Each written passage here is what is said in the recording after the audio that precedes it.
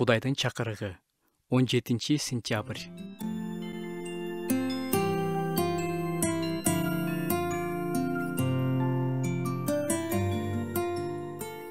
Бардык нерсенин башталышы бар, аягы бар.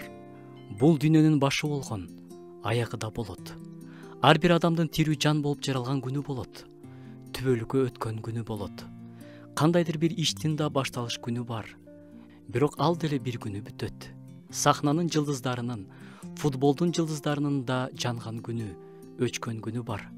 Байкасаңыз, баары Кудайды тааныбай жашаган адам дагы, Кудай деген адам дагы бир нерсени баштаарда ийгиликтүү болсо экен, Кудай жардам берсе экен деген үмүт менен баштайт. Негизи эле адам дайыма Кудайдан жакшылык күтүп жашайт. Тигини берсе экен, ден соолук берсе экен, ийгилик берсе экен деп жашайт. Бирок баары эле биз каалагандай иштебейт. Бардык нерсенин өз мыйзамдары бар. Булактын тунук, салкын суусун көздөгөн адам булакка барат. Кудайдыкын көздөгөн адам Кудайга жакындашы керек. Аны менен тирүү мамиледе болуусу керек.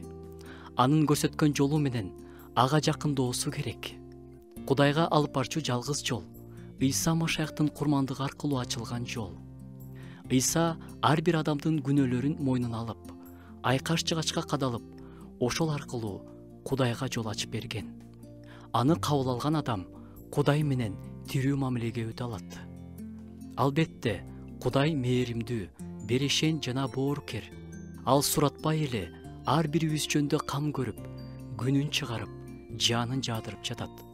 Бирок Кудай менен жекече мамиледе болуу үчүн, күнөөлөрдүн кечирилиши үчүн биз анын бизге ачкан жолун кабыл алуубуз керек.